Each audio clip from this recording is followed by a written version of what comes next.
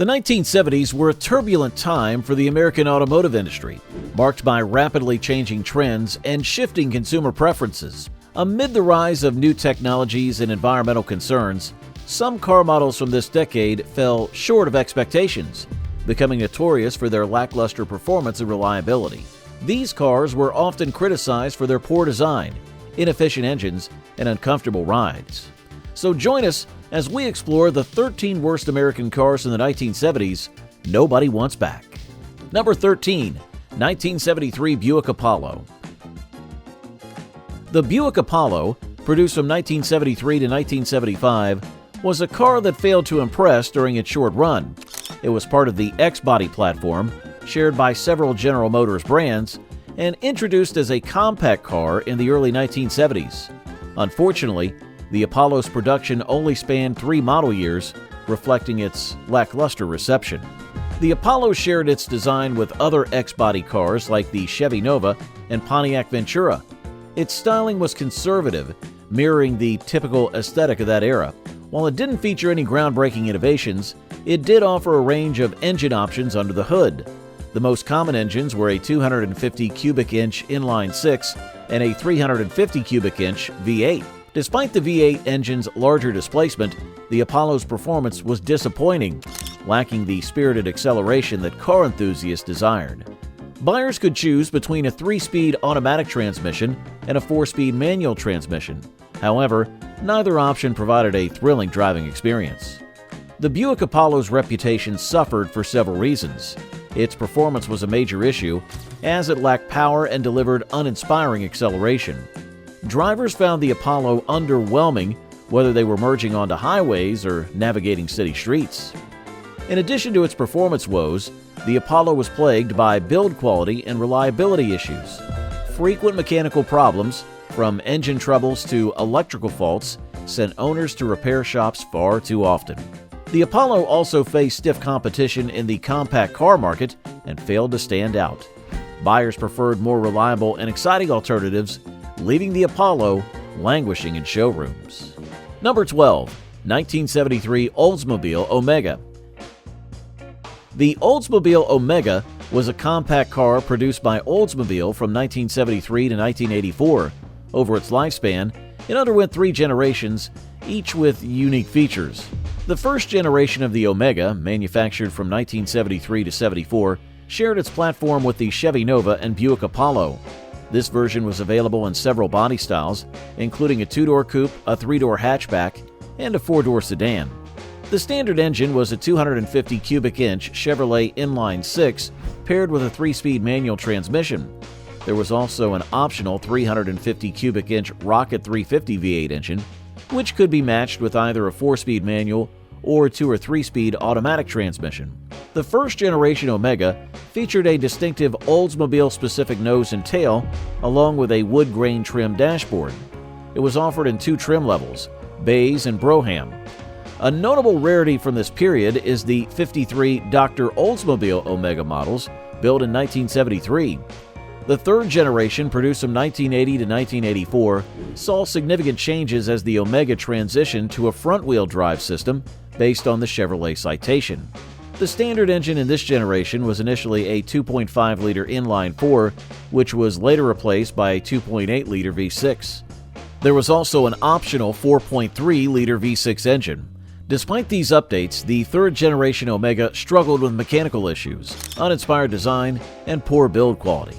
It lacked distinction compared to other X-Body cars, which contributed to its declining sales. These factors ultimately led to the discontinuation of the Oldsmobile Omega in 1984. Number 11. 1975 Chevrolet Monza. The Chevrolet Monza, produced from 1975 to 1980, was a subcompact car based on the Chevrolet Vega platform. Introduced in September of '74, the Monza remained in production for 6 model years. It shared its wheelbase and width with the Vega, aiming to compete with sporty coupes like the Ford Mustang II. Initially designed to accommodate the GM Wankel rotary engine, it eventually adopted a conventional piston engine due to concerns about fuel economy and emissions. The primary variants were the Monza 2+2 and the Monza Town Coupe. The Monza offered standard and optional powertrains. Initially, it featured a 140 cubic inch inline-4 engine shared with the Vega until 1977. This engine was later replaced by the 151 cubic inch Iron Duke inline-4. Optional engines included a 196 cubic inch Buick V6, a 262 cubic inch small block V8, and later a 305 cubic inch small block V8. Some models even offered a 350 cubic inch small block V8 as well. The Monza had unique features like rectangular headlights and a slot-style grille. Its slanted nose was made of a resilient polyurethane.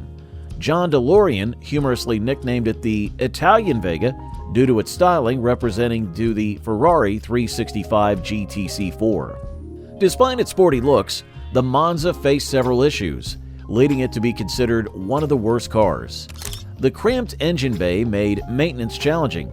The Monza also suffered from build quality issues, impacting its reliability and durability. Its performance did not meet expectations, and being based on the Vega, it inherited some of its flaws. Declining sales ultimately led to the discontinuation of the Monza in 1980. Number 10. 1970 Ford Maverick. The Ford Maverick, produced from 1970 in the U.S., was initially marketed as a subcompact import fighter. It aimed to compete against Japanese rivals like the Datsun 610 and the Toyota Mark II. The Maverick replaced the Falcon, which had seen declining sales due to the Mustang's popularity and new safety standards.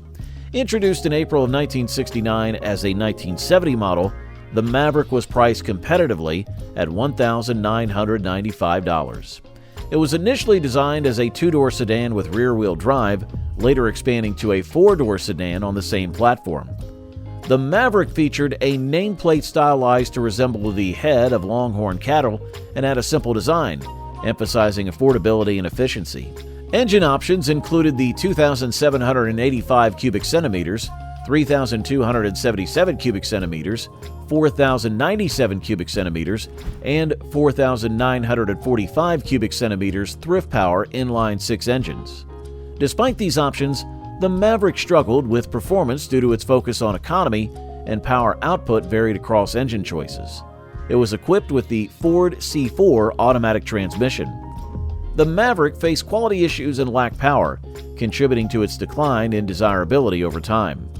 Its mechanical problems and simplistic design further tarnished its reputation. Despite its initial popularity, the Maverick fell short of expectations and was eventually discontinued. Number 9. 1976 Plymouth Valir. The Valir emerged in the mid-1970s, a period of significant change in the automotive industry.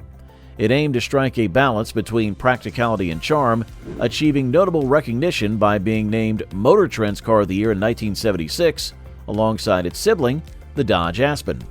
This acclaim highlighted its initial promise and potential within a competitive market. The Valir featured a simple design characterized by clean lines and chrome accents. Its interior, though not luxurious, was designed for comfort, offering materials that range from basic vinyl to plush velour. Technologically, it was ahead of its time with an optional electronic ignition system, reflecting its ambition to blend functionality with modern advancements. Under the hood, the Valir offered several engine options, including the 3,687 cubic centimeter slant 6 and the 5,211 cubic centimeters LAV8. These engines provided power outputs ranging from 95 horsepower for the slant 6 to 140 horsepower for the V8, catering to different performance preferences. The car also came with either a 3-speed automatic or a 4-speed manual transmission, adding to its versatility and appeal. Despite its initial promise, the Valir was plagued by numerous issues due to hasty development. It suffered from poor corrosion resistance, leading to widespread rust problems. Additionally, it was notorious for its mechanical unreliability, which significantly tarnished its reputation. These defects resulted in the Valir being remembered as one of the most problem-plagued cars in automotive history. Number 8. 1976 Dodge Aspen.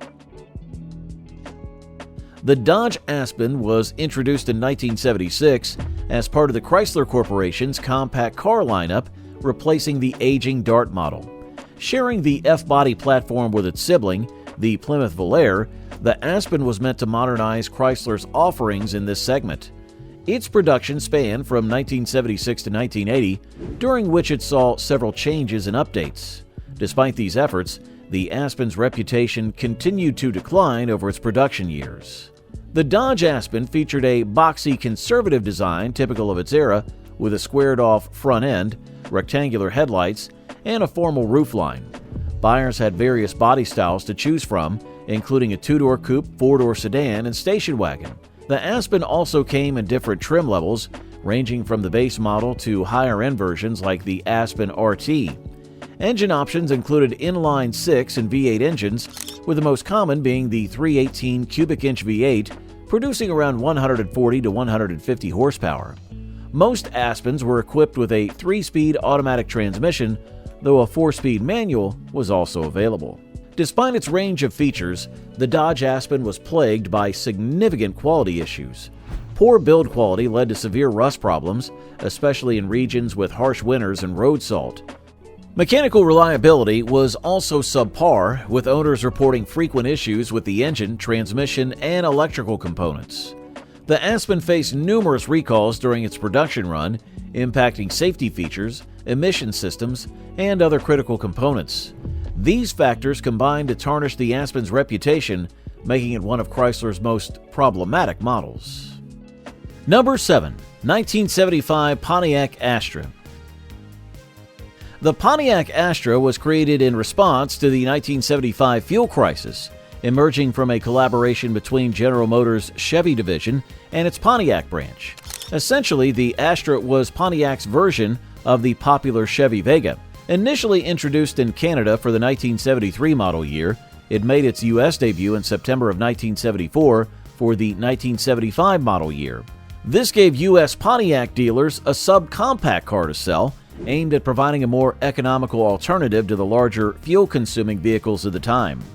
The Astra was in production from 1972 as a 1973 model in Canada and continued until the end of the 1977 model year in the U.S. Sharing the H-body platform with the Vega, it was available in various body styles, including notchback, hatchback, wagon, and panel delivery. While the Astra shared much of its underpinnings with the Vega, it featured unique Pontiac styling cues, such as distinctive front-end design elements and other visual details that set it apart. The Astra used the same 140 cubic-inch inline-4 engine as the Vega through 1977, with an aluminum alloy cylinder block and a cast-iron cylinder head with a single overhead camshaft. In 1977, Pontiac offered an all-iron 151 cubic-inch inline-4 engine as an option. Unfortunately, the Astra inherited many of the issues that plagued the Vega, such as engine reliability problems, rust, and build quality concerns, which tarnished its reputation. Despite being marketed as a fuel-efficient option, the Astra often fell short of expectations in real-world fuel economy. Although Pontiac attempted to address some of the Vega's flaws, the Astra did not significantly improve upon its predecessor, remaining a lackluster choice in the subcompact segment. Number 6. 1975 AMC Pacer. The AMC Pacer, made by American Motors Corporation, started production in 1975 and ran until 1980. It was also produced in Mexico by VAM from 1976 to 1979, where it was marketed as a luxury vehicle. The Pacer was known for its unique design, featuring a rounded shape and a lot of glass, which made it stand out as futuristic, bold, and unique. It was the first modern, mass-produced American car to use the cab-forward design, which maximized interior space and gave it a spacious feel for passengers. AMC advertised it as the first wide small car, emphasizing that its width was comparable to that of a full-sized American car. In terms of technical specs, the Pacer offered several engine choices: a 232 cubic inch inline-6, a 258 cubic inch inline-6, and a larger 304 cubic inch V8, which was available only in Mexico. Transmission options included a 3-speed manual, a 3-speed manual with overdrive, a 4-speed manual, and a 3-speed automatic. The Pacer struggled due to its weight, which led to poor fuel efficiency, and its unconventional appearance did not appeal to many buyers. Though some appreciated its interior space and innovative design, others criticized its handling, reliability, and overall performance. Number 5. 1976 Chevrolet Chevette. The Chevrolet Chevette was introduced in September of 1975 as Chevrolet's entry-level subcompact car. It replaced the Vega and quickly became a common sight on American roads.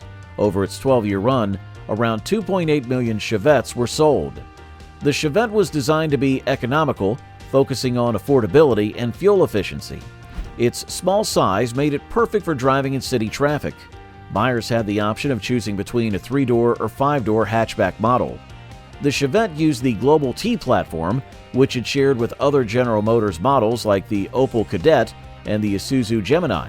In terms of technical specifications, the Chevette came with various engine options. These included a 1,471 cubic centimeters engine, a 1,599 cubic centimeters engine, and a 1.8-liter overhead cam diesel engine available from 82 to 86. The power output varied depending on the engine choice. Gasoline models had a 4-speed Saginaw manual transmission, a 5-speed Borg-Warner T5 manual transmission, or a 3-speed General Motors Turbo-Hydromatic TH200 transmission used from 1976 to 1981. Diesel models came with a 5-speed manual transmission or a 3-speed General Motors Turbo-Hydromatic TH200C transmission. The Chevette was considered one of the worst cars of its time due to its underpowered engines, which made it sluggish.